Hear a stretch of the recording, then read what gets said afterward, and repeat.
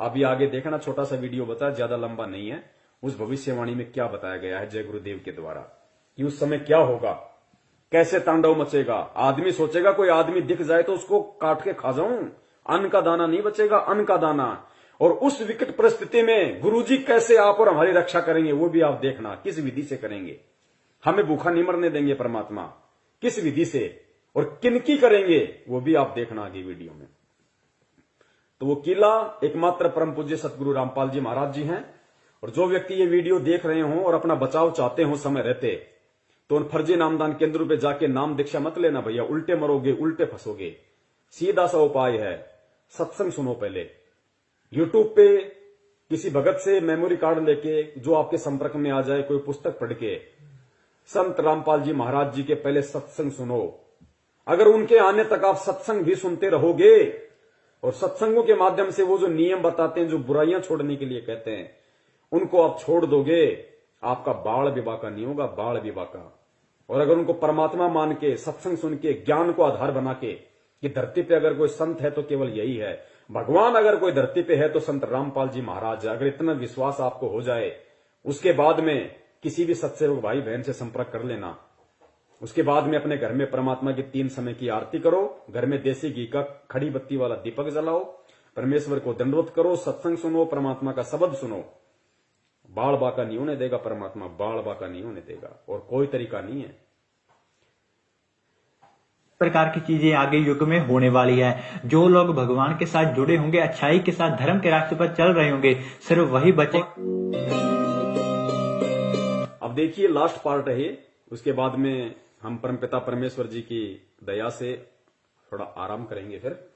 तो ये लास्ट है कि वो विनाश का समय होगा, कैसा होगा, कैसा उसमें तांडव मचेगा, किस प्रकार से लोग त्राहिमाम हो जाएंगे, कैसी कैसी विकट परिस्थितियां पैदा होंगी। आप देखना आप इन चीजों को।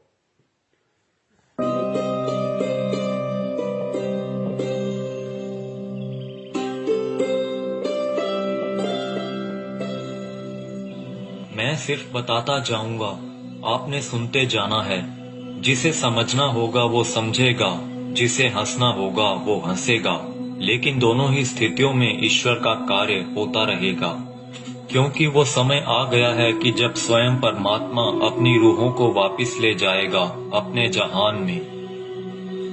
हिंदू, मुस्लिम, सिख, ईसाई हर धर्म को मानने वाले यह जानते हैं कि उनके इष्ट ने फिर से इस मृत्यु लोक में आने की भविष्यवाणी कर रखी है। कलयुग में कलयुग जाएगा, कलयुग में सतयुग आएगा। पाप और अधर्म को चरम तक पहुंचाने में कामयाब मनुष्य ने बहुत ही जल्द अपने विनाश की राह तय कर ली है, और जो पाप और अधर्म का चरम कलयुग के अंतिम चरण में होना चाहिए था, वो इंसान ने अभी ही हासिल कर लिया है। लेकिन अधर्म के विनाश के लिए हर युग में कोई न कोई महाभारत होती जरूर है। जब परिवर्तन होना होता है उस बीच संधि काल होता है, और संधि काल में ईश्वर प्रकट होते हैं और पाप और अधर्म का विनाश कर डालते हैं। देखो ये जगत वाले ये कह रहे हैं जब संधि काल का समय होता है, जब युग परिवर्तन होता है तो परमात्मा खुद प्रकट होते हैं, खुद प्रकट। सुनो इन बातों को। भारत होती जरूर है। जब परिवर्तन होना होता है उस बीच संधि काल होता है, और संधि काल में ईश्वर प्रकट होते हैं और पाप और अधर्म का विनाश कर डालते हैं।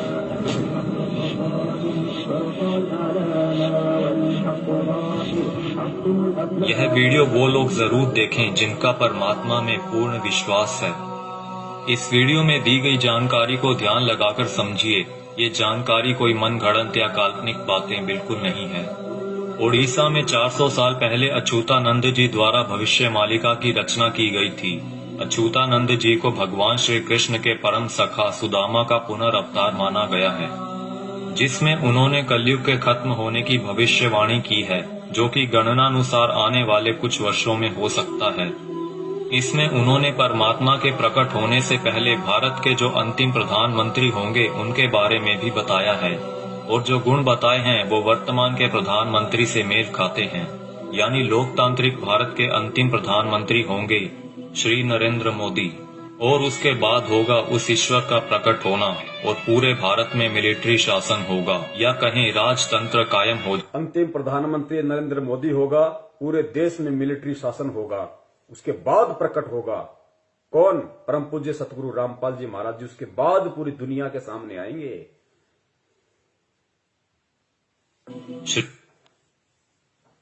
इसमें उन्होंने परमात्मा के प्रकट होने से पहले भारत के जो अंतिम प्रधानमंत्री होंगे उनके बारे में भी बताया है, और जो गुण बताए हैं वो वर्तमान के प्रधानमंत्री से मेल खाते हैं।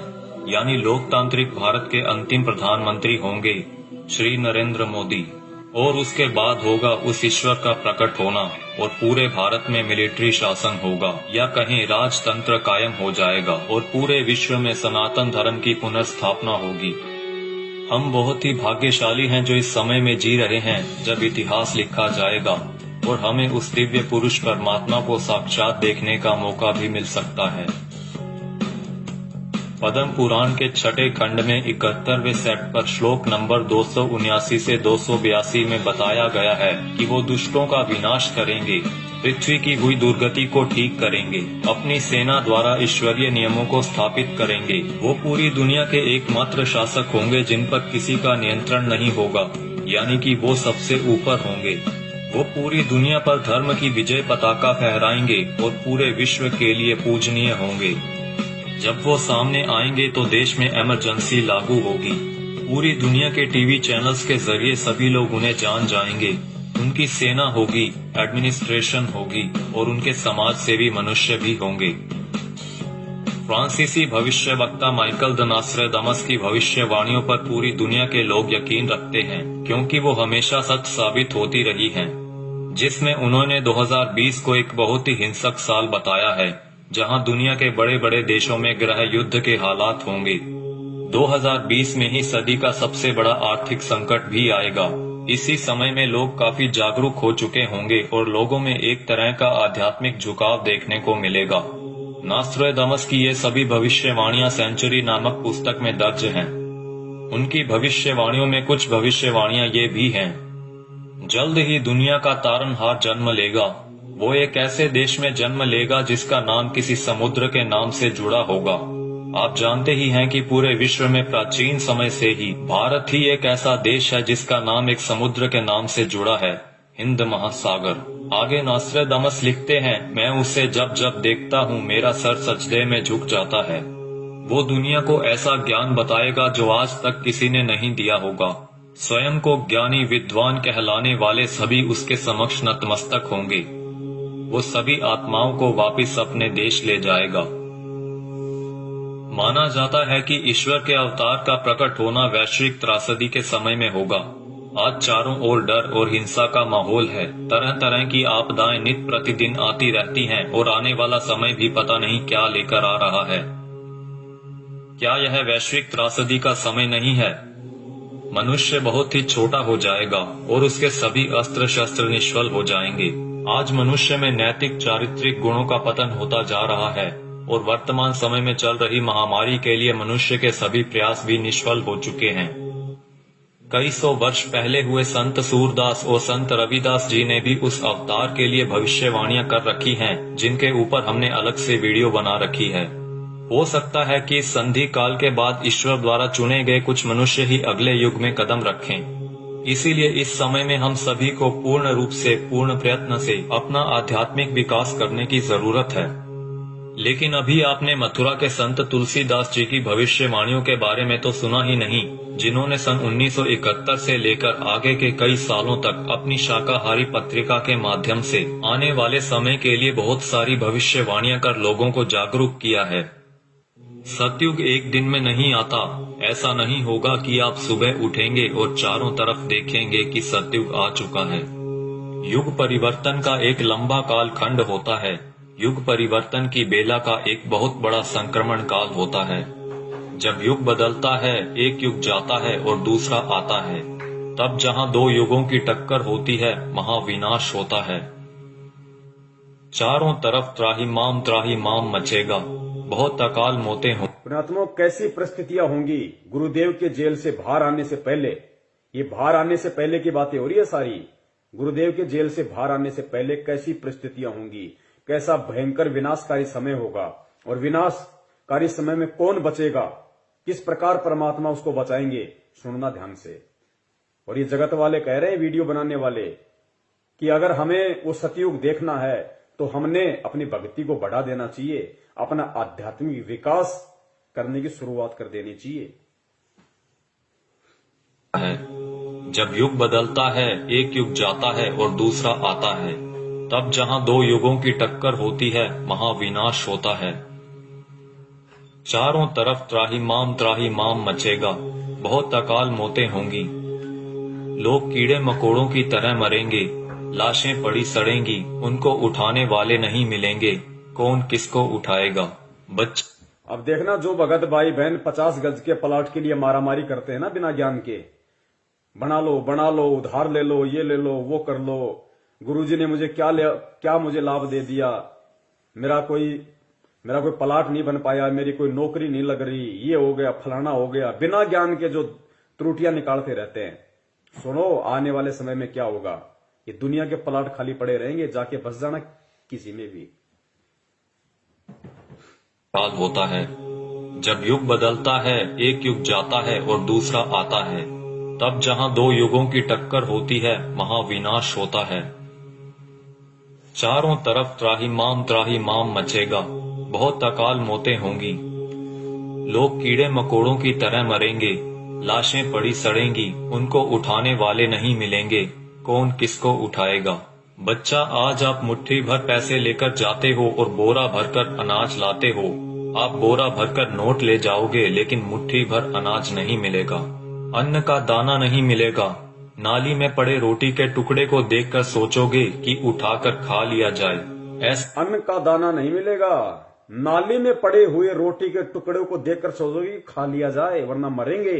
उस समय में परमात्मा क्या करेगा अपने भगत के साथ, जो वर्तमान में उनको परमात्मा मान के मर्यादा में रह के भक्ति कर रहा होगा। आगे देखना,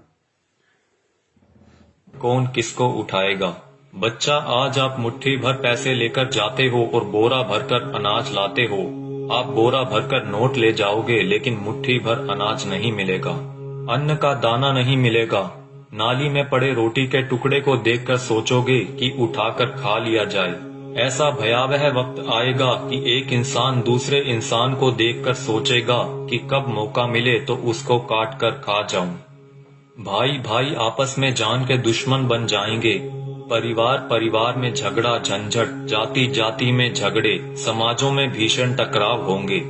मुल्क जाति में झगड़े, समाज में भीषण टकराव। दास ने बहुत समय पहले परमात्मा की दी हुई बुद्धि से एक पंपलेट बनाया था कि ये जो हिंदुस्तान में जो ये जगह जगह जो ये संगठन पैदा हो रहे हैं, हिंदू सेना, हिंदू युवा वाहिनी, राजपूत करणी सेना, भीम सेना, शिव सेना, बजरंग दल, ये बारूद के बम हैं, ये फटेंगे आने वाले समय में। आपस में ये जो कह रहे हैं ना कि जाति जाति की दुश्मन हो जाएगी, समाज एक दूसरे के दुश्मन हो जाएंगे, ये बारूद के बम हैं जो तैयार हो रहे हैं। सरेआम तलवारें और बंदूकें लहराते हैं कि हमारा भगवा, हमारा ये, हमारा वो। ये देखना, ये त्राई मान मचेगा, गृह युद्ध। का मिले तो उसको काट कर खा जाऊं। भाई भाई आपस में जान के दुश्मन बन जाएंगे। परिवार में झगड़ा झंझट, जाति जाति में झगड़े, समाजों में भीषण टकराव होंगे। मुल्क आपस में टकरा जाएंगे, बहुत जनहानि होगी। इतने लोग मारे जाएंगे कि 15-15 कोस पर दिए जलते दिखाई देंगे। दूर तक मकान खाली पड़े रहेंगे, उनमें रहने वाला कोई नहीं मिलेगा। जो बच जाएंगे और कहीं से कोई भटकता हुआ आ जाएगा तो कहेगा कि आप यहीं रह जाइए, साथ हो जाएगा। कई छोटे बड़े देश दुनिया के नक्शे से इस तरह गायब हो जाएंगे जैसे वो कभी थे ही नहीं। अभी आपने क्या देखा है? सूखा, अकाल, भूखमरी, बीमारियां, कोलाहल, कोहराम, बाढ़, महामारी। अभी आपने कुछ नहीं देखा, वो आगे आ रहा है। उसके एक बार से 200 गांव खत्म हो जाएंगे। बड़े बड़े शहरों का नामो निशान तक मिट जाएगा। ऐसी बीमारियां आएंगे कि डॉक्टर जिनका नाम तक नहीं जानते, वो कहेंगे हमने ऐसा पहले कभी नहीं देखा। ऐसी भयावह बीमारियां होंगी कि डॉक्टर अस्पताल से भाग खड़े होंगे, कहेंगे हमारे पास इसका कोई इलाज नहीं है। आप समझते हो सतयुग ऐसे ही चुपचाप चला आएगा? भयावह विनाश लीला के बाद जो मुट्ठी भर लोग बचे रहेंगे वो सतयुग का नया सूरज उगता हुआ देखेंगे। भयंकर विनाश के बाद में जो मुट्ठी भर लोग बचेंगे वो सतयुग का नया युग देखेंगे। वो पुण्यात्माएं होंगी जो भक्ति करेंगी, जो गुरु जी के चरणों में लगी रहेंगी, जो किसी भी पाखंडी नकली गुरु धर्म गुरु के कहने पे उनकी वाणियों का उल्टा सीधा अर्थ बता बता के पाखंडी, जैसे वो मदन पंथ में कौन है वो नालायक, ऐसे लोगों के कहने से, उनके बहकाव में आने से जो अपने गुरु के प्रति अपनी श्रद्धा को खत्म कर देंगे, विश्वास को खत्म कर देंगे, शक और शंका की दृष्टि से अपने गुरु को देखने लगेंगे, भक्ति और ज्ञान को देखने लगेंगे, वो आने वाले सतयुग का स्वागत नहीं करेंगे, वो नहीं बचेंगे उस समय तक। का नाम तक नहीं जानते, वो कहेंगे हमने ऐसा पहले कभी नहीं देखा। ऐसी भयावह बीमारियां होंगी कि डॉक्टर अस्पताल से भाग खड़े होंगे, कहेंगे हमारे पास इसका कोई इलाज नहीं है। आप समझते हो सतयुग ऐसे ही चुपचाप चला आएगा? भयावह विनाश लीला के बाद जो मुट्ठी भर लोग बचे रहेंगे वो सतयुग का नया सूरज उगता हुआ देखेंगे और सतयुग की अगवानी के साक्षी बनेंगे। मुझे जो करना था मैंने अपना काम कर दिया है, अब कुदरत अपना काम करेगी। आने वाले समय में यूएनओ भारत में चलेगी, सुरक्षा परिषद भारत में आएगी, विश्व का न्याय भारत में होगा, देश और दुनिया का तख्ता पलट होगा, छोटे छोटे राष्ट्रों का भारत में विलय होगा, देश में प्राकृतिक और दैवीय प्रकोपों से भारी जनहानि होगी, 20 करोड़ लोग एक झटके में लापता हो जाएंगे, आबादी बहुत ही कम रह जाएगी। भारत की बहुत कम आबादी होने पर भी भरपेट खाना नहीं मिलेगा, इतने कष्ट आएंगे कि लोगों की कचूमर निकल।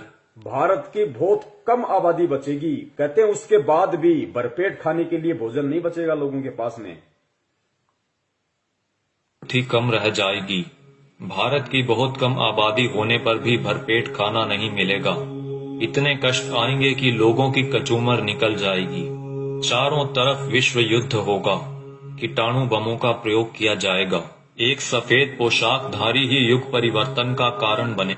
बंदी छोड़ सतगुरु रामपाल जी महाराज की जय हो। एक सफेद पोशाकधारी, क्योंकि ये जितने भी भविष्य वक्ता हैं विदेशी, ये जो परमेश्वर को देख रहे हैं, उस अवतार को देख रहे हैं, ये गुरु जी के वर्तमान रूप को देख रहे हैं।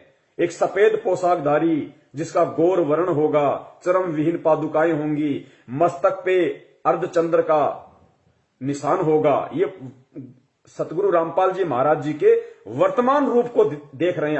अपनी भविष्यवाणियों में उन्होंने वर्तमान समय को उन्होंने देखा था। एक सफेद पोशाकधारी ही युग परिवर्तन का कारण बनेगा। मिले और वो रूपानंद कह रही है कि वो उत्तराखंड में है, साधु संत है। यहां तो लाल कपड़े वाले हैं सारे, गले में मोटी मोटी रुद्राक्ष की मालाएं पहने बैठे हैं, कोई मुंडित है, कोई चंडित है, कोई जटाधारी है, कोई लंगोटाधारी है। सफेद पोशाकधारी तो केवल परम पूज्य सतगुरु रामपाल जी महाराज है। आबादी बहुत ही कम रह जाएगी। भारत की बहुत कम आबादी होने पर भी भरपेट खाना नहीं मिलेगा, इतने कष्ट आएंगे कि लोगों की कचूमर निकल जाएगी। चारों तरफ विश्व युद्ध होगा, कीटाणु बमों का प्रयोग किया जाएगा, एक सफेद पोशाकधारी ही युग परिवर्तन का कारण बनेगा। आप शीघ्र अतिशीघ्र उस आध्यात्मिक शक्ति के साथ जुड़ जाएं तो आपका बचाव होगा।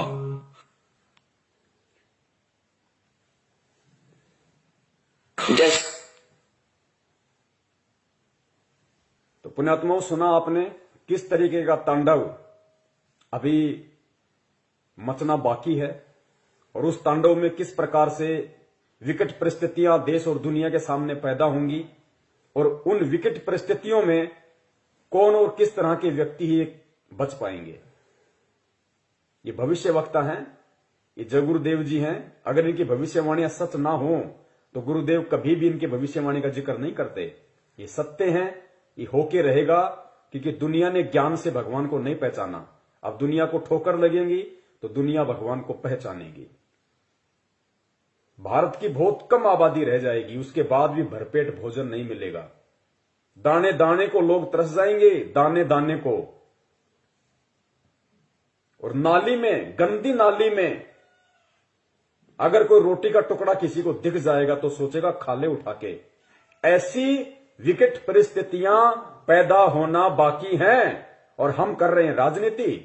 कभी बीजेपी को वोट, कभी कांग्रेस को वोट, कभी आरक्षणबाजी, कभी जाटों के आरक्षण में जाओ, माता बहनों को लेके जाओ, गुंडों की सीबीआई जांच कराओ। मस्ती सूझ रही है, मौज हो रही है। अभी देखना आगे चल के क्या बनेगा। भले तुम भगत हो, भगत वो है जो मर्यादाओं में रहता है, परमेश्वर को परमेश्वर मानता है। तो वो जो विनाशकारी जो समय जो बताया है भविष्य वक्ताओं ने कि दाने दाने को लोग तरस जाएंगे, ना कोई काम होगा, ना कोई धंधा होगा, ना कोई खेती होगी, कुछ नहीं होगा। उस समय जो लोग बचे होंगे वो भी भुखमरी के शिकार होंगे, दाने दाने को तरसेंगे। गंदी नाली में रोटी का टुकड़ा होगा, सोचे खा लो। तो पुण्यात्माओं, उस समय में वो परमपिता परमेश्वर, वो बंदी छोड़ सतगुरु रामपाल जी महाराज जो अवतारी पुरुष है, महापुरुष है, तारणहार है, वो किन आत्माओं की रक्षा करेगा और किस तरह से रक्षा करेगा। वो उन आत्माओं की रक्षा करेगा जो परमेश्वर को परमेश्वर मानेंगी, जो उन्हें मुक्ति दाता मानेंगी, हृदय से, आत्मा से, जुबान से नहीं। और घर में अन्न का दाना ना होने पर भी वो परमात्मा किस तरीके से अपने बच्चों की रक्षा करेगा। पुण्यात्माओं, सबसे बड़ा भविष्य वक्ता परमात्मा होता है जो आज धरती पे संत रामपाल जी के रूप में है। लेकिन परमात्मा स्पष्ट रूप से जिक्र नहीं करते, परमात्मा संकेत कर देते हैं। तो आने वाले जो समय है भयंकर, आप और हमारे रहते सहते जो समय आएगा, उस समय के लिए परमात्मा ने कई बार सत्संगों में संकेत किया है और इशारा कर दिया परमात्मा ने कि पुण्यात्माओं, किस प्रकार भगवान तुम्हारे साथ में रहेगा, चिंता मत करना, घबराना मत, मैं सदा तुम्हारे पास में रहूंगा। किस प्रकार दया करेगा परमात्मा, इस वीडियो को सुनिए पुण्यात्माओं और परमेश्वर के चरणों में नतमस्तक हो जाओ। कभी सपने में भी मत सोचना किसी और नालायक की तरफ, किसी साधु संत महंत पाखंडी की तरफ, किसी अन्य संत पंथ की तरफ जाने की सौपन में भी मत सोचना, वरना पतिव्रता धर्म से डिग जाओगे। फिर रक्षा करने वाला इस भगवान के अलावा दुनिया में कोई नहीं है। उस विनाश के समय में, उस संघर्ष के समय में परमात्मा उसी आत्मा के साथ रहेगा जो वर्तमान के संघर्ष में परमात्मा के चरणों में पड़ा रहेगा।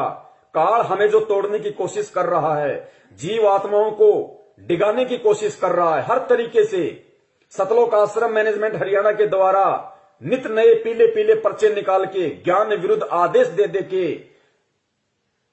हराम की कमाई, राजनीतियां करवा के, आरक्षणबाजी करवा के, ये काल की चाल है। ये उस विनाशकारी समय में आपकी रक्षा ना हो उसके लिए आपको तोड़ रहा है। आप सोच रहे हो हम गुरुजी के शरण में हैं, आप कांग्रेस को, बीजेपी को वोट दे रहे हो भगत होके, आरक्षणबाजी कर रहे हो, कुपात्रों को दान दे रहे हो, ये कोऑर्डिनेटर भक्तों की लड़कियां ले लेके भाग रहे शादीशुदा होने के बाद, इनको दान दे रहे हो, ये भगोड़ों को दान दे रहे हो, गुरुजी के कलयुगी झूठे मक्कार परिवार को, बेटा बेटी, उनकी पत्नी को आप दान दे रहे हो। ये उस विनाशकारी समय में आप अपनी गर्दन पे तलवार रख रहे हो। दान सुपात्र को दिया जाता, कुपात्र को नहीं। मर्यादाओं से दूर हो रहे हो आप। ये रोहतक मुंड का जिंद दीवानी हरियाणा में जो ढोंग कर रखा है इन लोगों ने, आदरणीय गरीबदास जी महाराज जी के पाठ प्रकाश का 150 दिन से ये लोग धन प्राप्ति के लिए जो ड्रामा कर रखा है, तुम सोच रहे हो हमें पुण्य मिलेंगे। गुरुदेव कहते हैं तुम करत हो पुण्य होत है पापम, तुम पुण्य समझ के कर रहे हो लेकिन अज्ञानता में तुम पाप के भागी बन रहे हो। बचाव नहीं होगा तो किनका बचाव होगा उस समय और कैसे बचाव होगा? बचाव उनका जो मर्यादाओं में रह के परमेश्वर को परमेश्वर मान के भक्ति करेंगे, जो उनका जन्मदिन नहीं मनाएंगे, उनका बौद्ध दिवस नहीं मनाएंगे, उनके नाम पे किसी भी राजनीतिक दल के चमचे बन के नहीं रह जाएंगे। उनकी परमात्मा रक्षा करेगा जो वर्तमान के संघर्ष के समय को झेल लेगा। काल एक तरफ मैनेजमेंट के माध्यम से संगत को तोड़ने की पूरी कोशिश कर रहा है, दूसरी तरफ नकली संतों को, पाखंडियों को खड़ा कर रहा है गुरुदेव के वचनों में, वाणियों में मीन में कर करके, और गुरुदेव से आत्माओं का विश्वास तोड़ने की कोशिश कर रहे हैं। परमेश्वर कहते हैं बीजक की बाता कहें बीजक नाही हाथ, पृथ्वी डुबोवन उतरे कर कर मीठी बात। उनके मीठे मीठे श्लोक सुन के, उनकी बातें सुन के हम सोचते हैं कि वहां मूल ज्ञान है, वहां पवित्र ज्ञान है, वहां ये है, वहां वो है। महीने 2 महीने जाते हो फिर गधे की तरह मुंह लटका के वापस आते हो। भगवान से दूर हो गए ना इधर के ना उधर के, धोबी के कुत्ते वाली हालत हो जाती है तुम्हारी, काल ऐसा करके छोड़ देता है। तो इस वर्तमान के संघर्ष के समय में जो संघर्षशील रहेगा, जो न टूटेगा, न डिगेगा, न झुकेगा, न मुड़ेगा, भगवान को सिर सौंप दिया तो सौंप दिया, उस आत्मा की परमात्मा फिर उस संघर्ष के समय रक्षा करेगा, जो आज उस परमात्मा के लिए संघर्ष कर रहा होगा। और किस प्रकार परमात्मा रक्षा करेगा? भक्तिहीन प्राणी और जो भगत आज मर्यादाओं में नहीं है, जो परमेश्वर को परमेश्वर नहीं मान रहे, उनकी स्थिति होगी उस समय कि गंदी नाली में अगर रोटी का टुकड़ा भी मिल जाए तो खाने को मजबूर होंगे। और जो भगत होंगे, जो सत्सेवक होंगे, सच्चे सेवक होंगे परमात्मा के, उनकी परमात्मा कैसे रक्षा करेगा? सुनो गुरुदेव के मुख कमल से। जैसे दास बार बार आपको कथा सुनाता है कि जिस समय परमात्मा के नाम से झूठी चिट्ठी लिख दी थी कबीर जी के नाम से, और 18 लाख प्राणी साधु संत आगे थे। वो साधु संत कौन थे? घर छोड़कर जंगलों में अपने गुरुओं के पास भक्ति के लिए, भगवान के लिए भटक रहे थे। वो उनकी विशेष प्यारी आत्मा थी। अब वहां उन 18 लाख को 3 दिन तक झोपड़ी में बैठे गरीब जुलाई ने, वो तो भगवान थे, लीला कर रहे थे, 3 दिन तक उनको वो भोजन खिलाया जो कभी सुना भी नहीं था उन महापुरुषों ने, भक्तों ने, साधुओं ने। और सोना की मोहर दी और दोहर दी और छक्के हलवा पूरी कचौड़ी जलेबी छक खाओ, छह बखाओ, जन्म का भूखे मरे थे, मेरे बुगड़े खानिए थे होते। तो उनके लिए जब ये लीला कर दी, पृथ्वी का को माल भी नहीं था, सतलोक से ला दिया जाता है। पृथ्वी का माल नहीं था, काशी का भंडारा किया परमेश्वर ने, 18 लाख को खिलाया दिन में 4-4 बार। इस पृथ्वी लोक का नहीं था, वो सतलोक से लाए थे परमात्मा। और फिर आगे देखना पुण्यात्माओं, किस प्रकार उस विनाश के समय में जब ऐसी संकट पैदा होगा, ऐसी विकट परिस्थितियां पैदा हो जाएंगी, क्योंकि गुरुदेव तो परमेश्वर है, अंतर्यामी है, उनको तो पता है उस विनाश के समय का। उस समय का थोड़ा सा जिक्र परमेश्वर ने किस प्रकार किया कि बच्चों, तुम्हारे घर में अगर 2 दाने भी होंगे तो परमात्मा क्या करेगा, फिर देखना। उसको कहते हैं भक्ति का प्रतिफल। मेरे बुगड़े खानिए थे होता है। तो उनके लिए जब ये लीला कर दी, पृथ्वी का को माल भी नहीं था, सतलोक से ला दिया जाता है। तो आने वाले समय में जैसे जनसंख्या बढ़ रही है, 100 वर्ष के बाद क्या खाएंगे ये, अगर ये माहौल नहीं बदलाते? फिर भगवान व्यवस्था करेगा। आपके घर में 2 दाने होंगे, तड़के भरा पाओगा मटका, पिप्पा भरा पाओ। आपके घर में 2 दाने होंगे ना, 2 दाने, तो परमात्मा कहते हैं भक्तिहीन प्राणियों की तरह मैं तुम्हें गंदी नाली में पड़ा हुआ रोटी का टुकड़ा नहीं खाने दूंगा। बच्चों, तुम्हारे घर में अगर 2 अन्न के दाने भी होंगे रात को, तो सुबह तुम्हारे उठने से पहले परमात्मा उस मटके को अनाज से भर देगा। ऐसी रक्षा करेगा परमेश्वर अपनी आत्माओं की। इसलिए हमारे को विश्वास होना चाहिए दृढ़ अटल कि धरती पे अगर भगवान है तो संत रामपाल जी महाराज है, उनके अलावा कोई पुरुष नहीं है। बंदी छोड़ सतगुरु रामपाल जी महाराज की जय। पीका को माल भी नहीं था, सतलोक से ला दिया जाता है। तो आने वाले समय में जैसे जनसंख्या बढ़ रही है, 100 वर्ष के बाद क्या खाएंगे ये, अगर ये माहौल नहीं बदलाते? फिर भगवान व्यवस्था करेगा। आपके घर में फिर भगवान व्यवस्था करेगा। आज हम जो काम धंधा कर रहे हैं, 2 के 4 कर रहे हैं, हम जो अपना दिमाग चला रहे हैं कि हम कर रहे हैं तो खा रहे हैं, ये सब फेल हो जाएंगे। आज भी परमात्मा दे रहा है, आज भी परमात्मा ही करवा रहा है। कैसे करेगा परमात्मा, देखना। माहौल नहीं बदलाते, फिर भगवान व्यवस्था करेगा। आपके घर में 2 दाने होंगे, तड़के भरा पाओगा मटका, पिप्पा भरा पाओगा आटेगा, इस तरह कर देगा दाता आपके लिए। लेकिन साध वचन पलटे नहीं, चाहे पलट जाए ब्रह्मांड। अगर परमेश्वर ने ये वाणी कही है कि आपके घर में 2 दाने होंगे, सुबह मटका भरा हुआ मिलेगा, तो वो विकट समय आएगा, वो 2 दाने वाला समय आएगा भाई। तभी परमेश्वर ने इस वाणी का जिक्र किया, ये बात कही है परमात्मा ने कि आपके घर में 2 दाने होंगे। नहीं तो भगत आज हम अपना काम धंधा कर रहे हैं, अपना कमाई रहे ना, लेकिन एक समय ऐसा आएगा ना काम होगा, ना धंधा होगा, ना कोई घर से बाहर निकलेगा, डरेंगे, सहमे हुए होंगे, डरे हुए होंगे।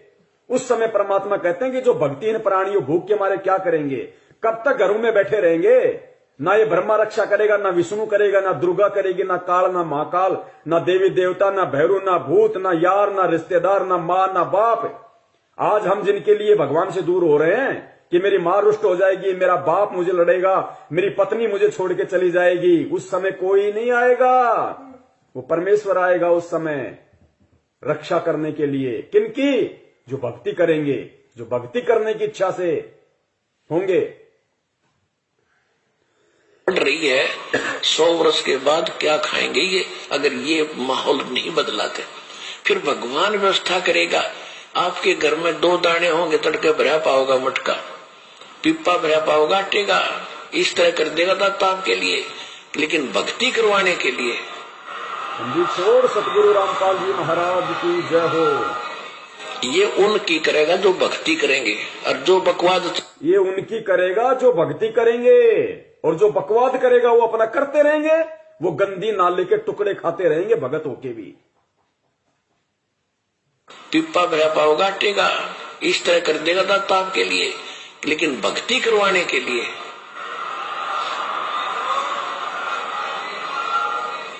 ये उनकी करेगा जो भक्ति करेंगे, और जो बकवाद चाहोगे वो अपना करते रहियो। ठीक है, जैसा भक्ति भजन करेंगे उनका लाभ मिल जाएगा, लेकिन वो उसमें से खड़ी रह जाएंगे। राजनीति करने वाले करते रहियो, आरक्षणबाजी करने वाले करते रहियो, परमात्मा रक्षा उनकी करेगा जो भक्ति करेंगे, जिनका मकसद मोक्ष प्राप्ति का होगा, कांग्रेस को जिताने का, बीजेपी को जिताने का नहीं। तो कितने लोग आज मर्यादाओं में हैं, और कितने लोग भगत होकर भी अपने आप को भगवान का भगत समझते हुए भी मर्यादाओं से दूर हैं। ये अपना आकलन स्वयं कर ले। दास की यही विनती है, यही प्रार्थना है। सत संदेश हम देते रहेंगे जब तक परमेश्वर हमें सद्बुद्धि देते रहेंगे। और निवेदन करूंगा सभी भाई बहनों से, वीडियो को ज्यादा से ज्यादा, ये ऐसा वीडियो है, ये बहुत लंबा चलना चाहिए वीडियो, हर आत्मा तक संदेशा पहुंचना चाहिए। अब ये दास इसको फेसबुक पे जाके और दोनों पार्ट को एक कर देगा, ऊपर नीचे। उसके बाद में पुण्यात्माओं जितना हो सके वीडियो को शेयर करें, ताकि जिस प्रकार परमेश्वर ने आप और हमारे ऊपर दया करी है, उसी प्रकार परमात्मा हमारे अन्य भगत भाई बहनों पे भी दया करें, उनको भी परमेश्वर सद्बुद्धि दे, उनको भी समझ में आए, वो भी परमेश्वर को परमेश्वर माने। ठीक है, जो गलती उन्होंने परमात्मा का जन्मदिन मना के, बोध दिवस मना के कर दी है, अगली बार उनसे वो गलती ना हो, अगली बार उनसे वो गलतियां ना हो, वो भी आप और हमारी श्रेणी में आ जाएं, वो भी सत्सेवकों की श्रेणी में आए। तो हमें प्यार से, प्रेम से, बहुत ही आधीनी से परमपिता परमेश्वर जी के चरणों में बैठ के उनकी प्रेरणा से हमें ये सेवाएं करनी है, साथ में अपनी भक्ति भी करनी है, ताकि परमेश्वर भक्ति से ही प्रसन्न होंगे। सेवाओं का पुण्य अलग है।